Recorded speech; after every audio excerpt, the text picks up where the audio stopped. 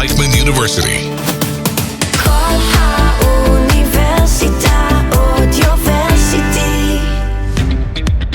Deinfluenced. It's time to set the record straight with Jana Hoffman and Amanda Yakobovits.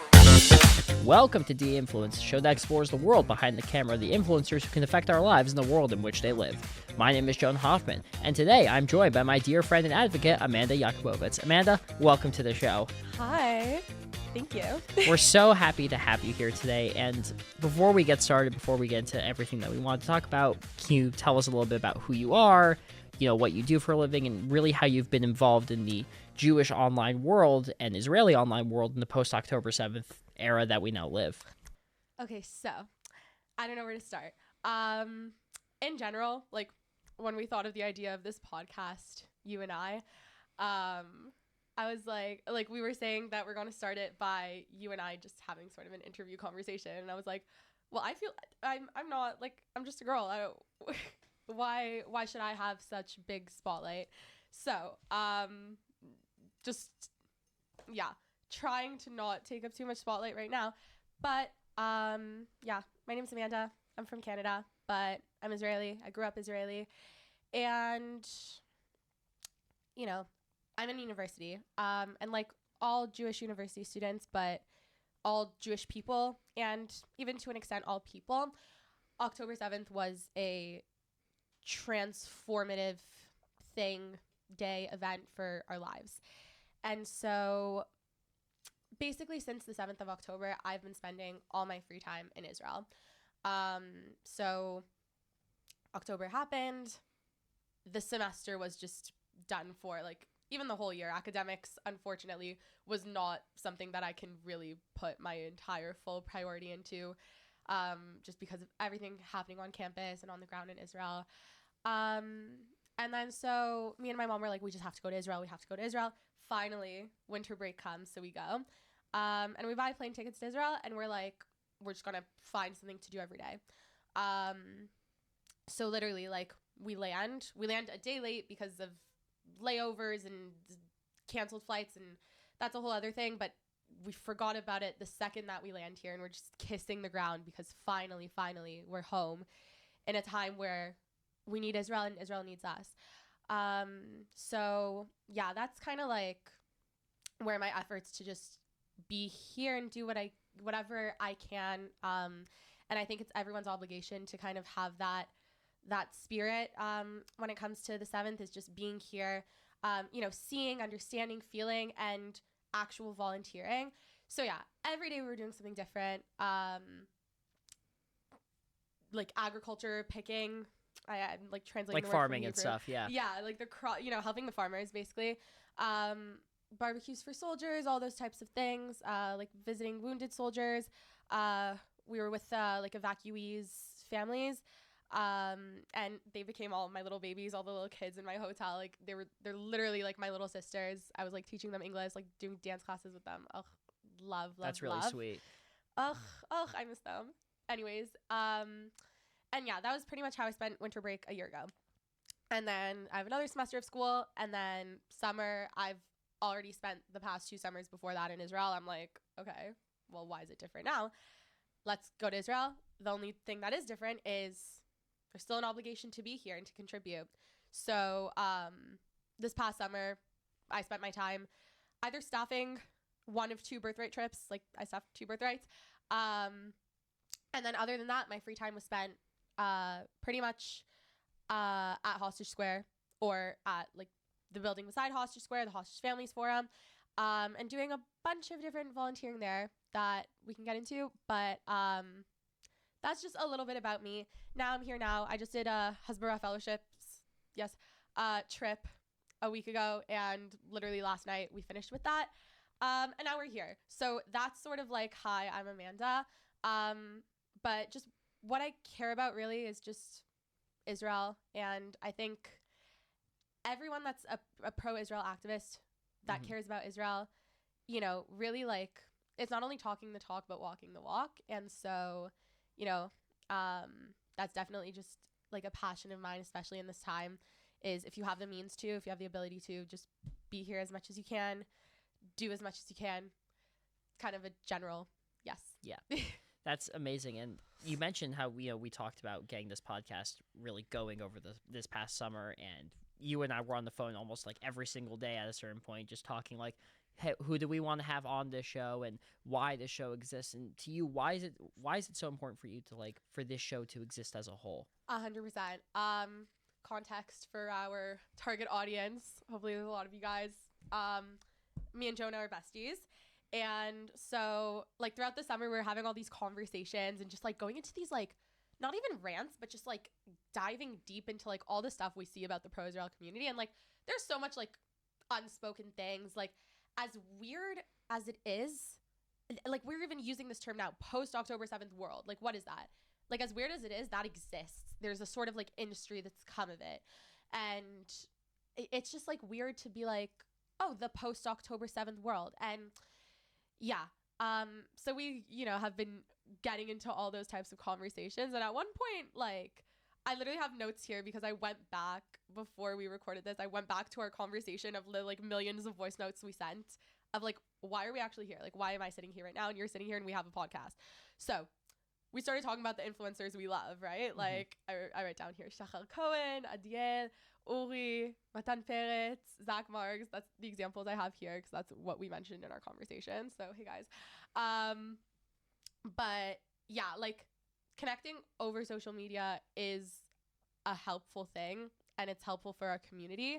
And that's why we have such a big, like, content wave and advocacy wave online. But really like I was saying before, there's kind of things that are good about our community. There are things that could be improved. And like at the end of the day, what is a community? It's just a group of individuals that feel some sort of belongingness together. 100%. So when we talk about pro-Israel community, that's belonging with our love for Israel, our passion for Israel, and not just defending it, but loving it and being proud of it and showing that to the world, and showing and teaching about Israel. And so, yeah, like that pro-Israel community, we want to make sure that we're actually representing ourselves in, the large scale that it is. Like what's good about it, what's bad about it, and just kind of a meta commentary. And I think us sort of like going through our own little grievances allowed us to kind of be like, okay, let's just have these conversations, like recorded. This is very like, ooh, let's start a podcast. Like, wow, someone should really listen to us talk. So very humble of us. But that's sort of the idea. And then, yeah, I've like literally, this is just notes on our entire conversation, basically.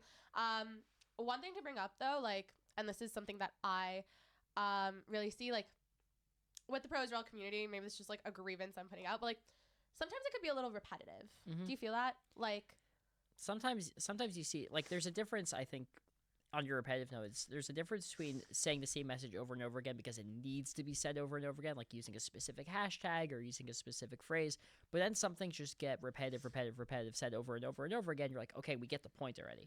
Right. Like, we understand what you're trying to say. And it's maybe things that become more like, in terms of, let's say, Israel advocacy, right? Like things that become, oh, let me memorize this talking point. And that's how it becomes a talking point. Because like with Israel advocacy specifically, like what we're saying is true, right? Like what we're saying is really is the facts of what's going on in Israel. But, sometimes like in the online sphere, you could have just a little bit too much of the same repetition of those things to the point where like it's something to memorize and something to maybe, fight with someone that disagrees with you, like some sort of little talking point, as opposed to like a feeling that you have and yet about Israel. I hope that makes sense. But I think there's some sort of disconnect there with like saying the obvious all the time, and that's how, people in the post-October 7th influencer world, I guess, can get like notoriety and recognition, is for repeating those things. But I think this podcast is really just a way to have that commentary of like, well, what actually goes on? Like, why do we have this community? Like, why does it look like this? What are these things that could be repeated? What are things we could do better? What is saying the obvious? How do we do that better? And what's good about it? Yeah. Like, what do we do good? What do we do bad? Like, let's talk about that. I don't know. I feel like that was so much exposition for just what Well, I we're think trying it's to also do neat here. because it's But, especially right? it's especially important given that we talk about repetitiveness. The influencers who are popular and the influencers who do really well that we also like are the ones who not only they have their series and they have the stuff they do as part of that series, but they also diversify their content to the point of like you know that you're going to get a certain type of video with them, but you don't know what they're going to say necessarily, which is a good thing because you're not always going to get the same message repeated and thrown over and over and over at you again, like a lot of the Jewish organizations do, a lot of the Israeli organizations do, a lot of influencers and content creators do as well. They just keep throwing the same message at you. Because this they is do it in a what- more creative way. Like, yeah, because just going back to the concept of repetition with like within the community, and like this isn't something exclusive to like Israel advocacy or Israel education, but like that's important, like that, because if you want also to kind of have like a good, strong, passionate pro-Israel like community of pro-Israel people, you need those sort of things that are easily like recognizable and just show up and repeat and stuff. So listen, like I think like what we're saying here, we're not criticizing, and like I wouldn't judge any prominent figure that's either advocating for Israel or making content, like whatever they do within kind of like the post October 7th like context.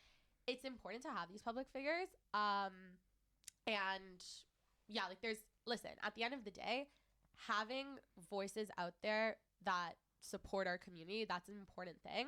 And I think the more like nuance that we can have within what does it mean to be pro-Israel, what do we like actually, what is the messaging that we actually want? Like, do these influencers and these public figures, like, is that the representation of the pro-Israel community? And I would say yes. But behind all the slogans and stuff, like really, like what do you think, Jonah? Our like pro-Israel community, like what do we want to say to the world in a sentence? I think the problem is that everybody has something that different they want to say to the world.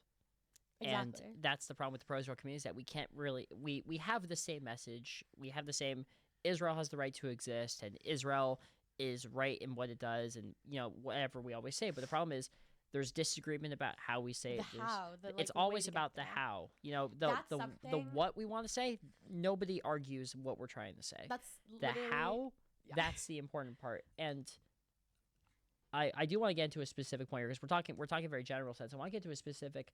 Yes. It seems like there's a lot of failures and misunderstandings by not only the non-Jewish and non-Israeli community, but also that also goes into the specific like Jewish and Israeli community in a sense of what the post-October 7th hasbara is. Like there's a lot of misunderstandings around it. There's a failure to understand what's really about. And we were talking beforehand about how unless you've really lived here or grew up Israeli, then you don't really fully understand. I kind of want to go into that a little bit if you want to talk about it.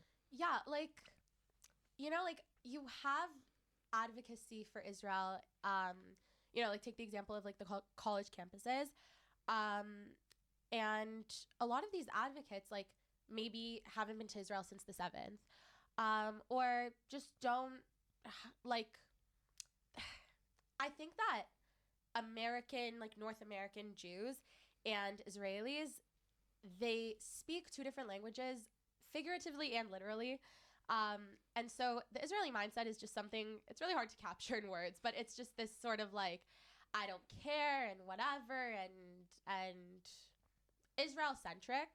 Because Israel, I mean, really, like just look at its geographical position. That's like the exemplary thing here. They're very much just like this Western democracy type of culture within the whole Middle East. And so that's like that mindset of like, well, it's just us, like we're Israelis. And then you have the American Jews that they want to communicate that in kind of like the American, like Western democratic little like nice, wrap it in a bow way almost. And I just, it's hard when the things that are actually happening that people are advocating for are here on the ground, and you'll have like, Jews in the diaspora trying to advocate and explain that, but they either themselves like maybe haven't been to Israel since October 7th, or have been but just don't have like a lot of immersion with that Israeli mindset that I was talking about. And so that's when you see a sort of disconnect. And I think that could be a really big basis for why hasbara, I said that so Americanly, why it could be failing and not really as good as we want it to be, and how our image is so wrong to what's really going on in the true picture. And I think that disconnect is part of it, because like Israelis kind of communicate things in one way, and American Jews, North American Jews, diaspora Jews do so in a different way, and then there could be some inconsistency. And then that inconsistency is where the other side can come and criticize us for it. Do you think one of the things we fail on, and this is very popular saying of facts don't care about your feelings, that too often we, and I say we, both Jewish and Israeli advocacy in general, present ourselves very, we're right for presenting the facts and the statistics and everything, but we do so without seemingly a lack of empathy or compassion sometimes. Like, it feels we're just spouting facts back at the person without really showing emotion, empathy. Like, say what you want about the other side. They do a lot, almost everything they do and say is wrong, but the one thing they do well is they're very good at garnering emotion and showing emotion for what they support and what they say. That's one thing. And like, listen, because I am the first loudest person to say that the things going on right now in Israel that are still going on, October 7th, 2023 is just a day that drags on when people are living in ongoing trauma, and hostages are still in Gaza, and just like we're not even close as an Israeli society to post-trauma yet. And so I am the first person to say that that's an issue of humanitarianism and human rights. And it's so hard when the other side, with their great marketing, already took those terms. And so, when they'll say it's about, equity and human rights and da-da-da, and then we'll say, no, actually our side is that. It's hard to kind of like, have actually like win that argument, because they said it first. They took those terms first. Those terms are already linked with like that, like the Palestine anti-Israel movement in North America, and like in those protests. And so that's something really difficult, because it is so like skewed. But additionally, like, I think criticism about the pro-Israel community is that we know our facts. We have our facts sheet. We have the little pamphlet full of the whatever and da-da-da, and it's true. Like, it's factual information. Israel isn't an apartheid state, right? Like, but there's no genocide. Like, things like that, right? Like, it's true. However, you have a lot of people in North America that are very passionate about advocating for Israel and defending Israel, and have a strong sense of identity. And that's such important things. That's baseline things when it comes to, being an active part of the pro-Israel community. But I think there is a lack of just literal like knowledge and learning and history that is present on our side. Because a lot of people will just have those talking points of that a lot of times the other side might have heard before. And so you end up with a fight, because let's equate it to like political, like yelling at each other, right? You have like a Republican and a Democrat like guy, and then the Republican has all these talking points that you hear all the time on the news or on YouTube and stuff. And the Democrat has these ones, and it becomes like a script. It becomes this one yells at this one, and then they negate that talking point. You can predict where it's going to go. Exactly. It's like a script. And so all you're doing is, if someone's filming it and it's like, dramatic, then you're going to have a clippable moment between a pro-Israel and an anti-Israel like protester, let's say. But you're not actually having any sort of like coming to a consensus. Properly advocating means looking the other person in the eye, and even though you fundamentally disagree with them, you can understand the humanity in the person you're looking at, make them feel acknowledged for what they're saying. Empathy is more than just a good thing to have in the conversation. It is the thing that steers and guides like a conversation where you're trying to just voice the pro-Israel side. And so just looking that person in the eye and say like, yes, I understand, the emotional side that you're coming from, because a lot of this is emotional. And I'm not saying that the pro-Israel side needs to go deeper into like the nuance and the history of every single thing. I'm not saying that because the other side has done that. They don't. They have the talking points. But as soon as you have a really good sense of the actual knowledge behind everything that's going on, knowing about like, you know, everything that happened in the war of 1948 and before that and after that, for example, 67, not just knowing little points on a timeline, but really having a deep understanding of like, this is in my brain and I know what's right and what's wrong. That mixed with like the empathy and the communication skills, I think that's how you have a real conversation and can voice like what you feel about Israel. Right. I mean, also you've done some work with STEM with us, you know, with the Emerson Fellowship and things. And one of the things they talk about very often is the 5 to 90 and the 5. You know, 5% agree with you no matter what. 10, 80, 10. Or 10, 80, yes. 10 at this point in time. Yeah. And so let's say 10, 80, 10, 10% agree with you no matter what. They're already on your side. If you're preaching to them, it's an echo chamber. 10% will disagree with you no matter what. They're always going to hate you. You preach to them, it's a brick wall. But the 80% in the middle, they don't know enough to actually form an opinion. They're uninformed or they just know nothing. So that's who you really have to preach to. So when you have these debates, it should really be focused on trying to get to the people. You're not just talking to the other person. You're trying to talk to everybody who's watching, whether it's online or whether you're in a big crowd of like 50 people. Assumption is majority of people in that crowd don't know enough to actually formulate opinion. It's your job to get them to get an opinion. And this is what's hard about online. Like, I'll just go into that for a minute. Like, online is an echo chamber. Like, I'm sorry, like, it's really hard to make online content. And, like, you know, future episodes, we're going to be interviewing, like, online content creators and influencers and stuff. It's really hard to do that and not have it be an echo chamber. You're either going to have people being like, let's say you do have the other side see it, then they'll be like, in the comments. Social media is a place to just be a terrible person, and it's fine. So that's really hard. And then, echo chamberness is not good for a community. It's not good at all.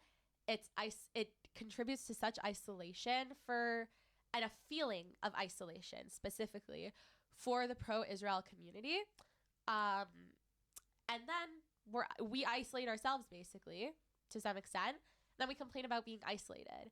And so, yeah, relationships and allyship just outside of that is really important. And that's where that 90 or 80 or whatever number it is, that people that don't swing one way or the other necessarily, that's where they come in. Is just like, you know, I was saying this a few days ago on my little like hasbara trip, right? Like, how many people in the world, it's weird to think about, have never met a Jew in their lives? It's a good amount.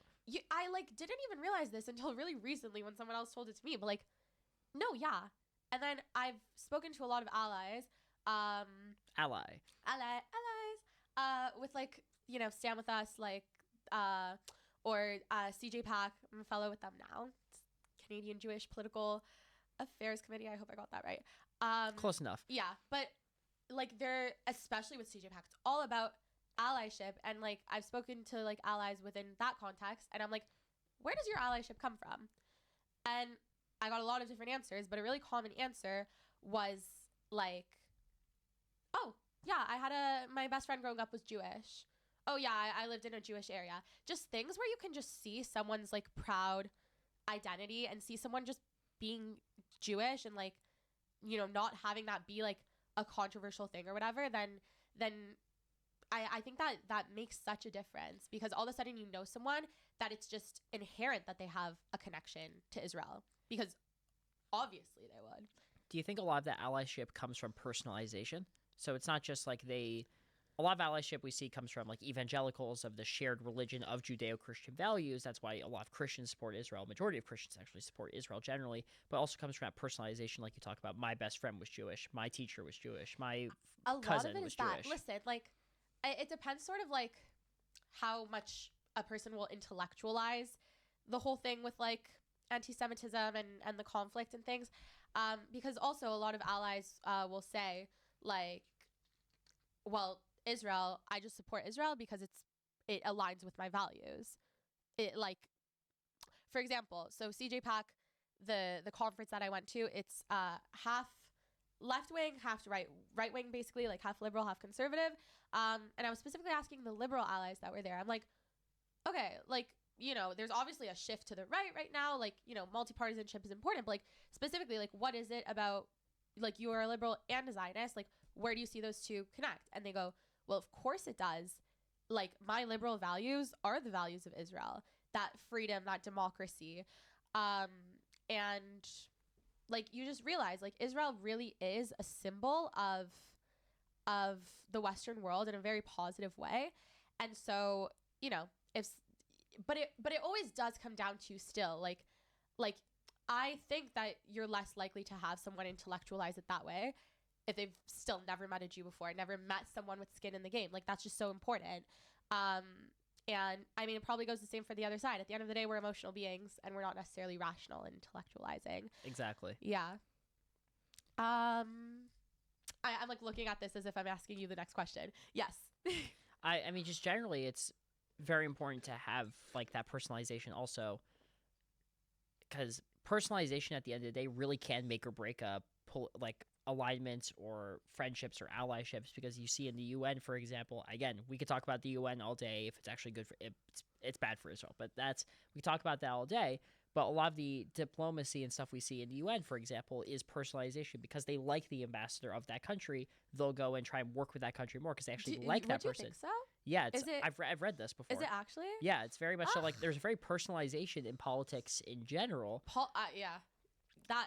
So, do you think like we should really be trying to do more of that with our advocacy? I think so. Like, if you have some sort of little like talking head, like open, like going back to the online sphere, right? Like, open up their little camera and be like, this is why Israel needs to exist, because the Jews eat it up because it's the thing, or the pro-Israel Jews, whatever, the community eats it up because it's the thing that we like agree with. Like, you see like some big influencer, I like don't want to name names, not the point, but some big influencer open their camera and say all these things. Like, this is the definition of echo chamber. And that's not super detrimental, but it's not actually doing a lot. It's just making us feel better about ourselves. And so you need the personalization aspect, because like hasbara it works really differently, and it's like manifests very differently than what the other side is doing. And you can blame it on the numbers game, but that's not the only thing. Because we are outnumbered. Like, objectively, we are outnumbered in this world. Yeah. That's why it's so important to try and get every single person we can. Hey, today's the last night of Hanukkah. Were we outnumbered there? Yeah, we were. And we still won. Yeah. At the end of the day, if we know that there's moral clarity on our side, that there is true, progressive, inspiring, liberal, not in a political way, but in a societal way, liberal values that are attached to you know, like what we're advocating for. And we know, you know, as Jews, like that means a strong identity. But overall, we know that what we're advocating for is right. Then it's just the communication aspect from there. The communication, and then for us, knowing our history and knowing what we're talking about, so that when we get to conversations, we not only are armed with the history, but it will contribute back to having the confidence to strengthen that identity, because we know exactly we're not just saying some sort of script, and we're having actual real like more productive conversations with people that are willing to listen. If someone's like, the Jews, blah, blah, blah, the Jews. Yeah, like that's not what I'm referring to. I'm talking about the people that are in the 80 or the middle ground, the gray. That's I think advocacy, but like really, really personalization is something so like it's fundamental. Mm-hmm. At the end of the day, you think back to a person you know. We are like emotional creatures. We're visualized creatures. So yeah, definitely. 100%. I can't wait to see where this podcast goes. I know there were so many things we actually like did not talk about. Like, I didn't even like mention like, oh, in the summer I did this and that, blah blah. But, like, we could easily have a whole season that's just the two of us going back and Literally. forth about all these various topics. I'll say this quick because like I hope this was communicated at the beginning, but like I don't like the I statements, right? Like, oh, like, well, I'm this, like I did this, like da da da da. When it comes to like Israel activism or whatever, like it's the merit of the thing you did that's important. And that's maybe also just a general criticism of our community is like there's been a lot of that since the 7th with like mission trips and things like that. And like they're so important. Number one, they bring funds. It's so important. They bring people. They allow the victims to share their stories. And those things are just so imperative and like needed, truly. But in terms of just the general attitudes of it, right? Like we should definitely try to steer clear of the I statements, because it doesn't matter that you did it. It matters that it was done. It's become very I, not about the person you went for, not about what you went for, but about the fact that you did it. And that all goes back to like the whole long little conversation we've had about advocacy and communication and what that all means. it's not about you. It's about the thing. It's about 100%. the thing and making sure that we communicate it right. It doesn't matter who the mouthpiece is. It's good that we have these public figures and influencers and stuff, but it's because they are a voice and a mouthpiece, not you. Right. It's not about them. I don't like the praised culture of like, wow, like you said something I agree with. Like, yeah, you're an inspiration. Yes, they are an inspiration. Oh, goody gun drops. Yeah. Yeah, like, and really, like, public figures in the pro-Israel online sphere, they are an inspiration. Like, again, I'm like, I want to make that clear. Mm-hmm. It is important to have those people, and not everyone can do it, and it's important when people do. But I think it's also just important to have the attitudes of, like, at the end of the day, the merit of the actual thing being discussed or being done. That is what we want as a community to be cheering on. 100%. I think that's an important note to end on. Very much so. Thank you for listening to Deinfluenced, a show that sets the record straight and explores the world of influencers, content creators, and more. Thank you so much, Amanda, for joining the show today, and we look forward to having you again on the show time and time again. I don't think this has been, like, explicitly said, but, like, we're going to be co-hosts for most of the episodes, even though I live in Canada. But we'll make it work. Make that work. Yeah, it's fine. I just have to come back to Israel all the time. That's not hard. Well, we look forward to having you back. Yes. My name is Jonah Hoffman, and we will see you in the next one. Deinfluenced. It's time to set the record straight with Jonah Hoffman and Amanda Yakobovits.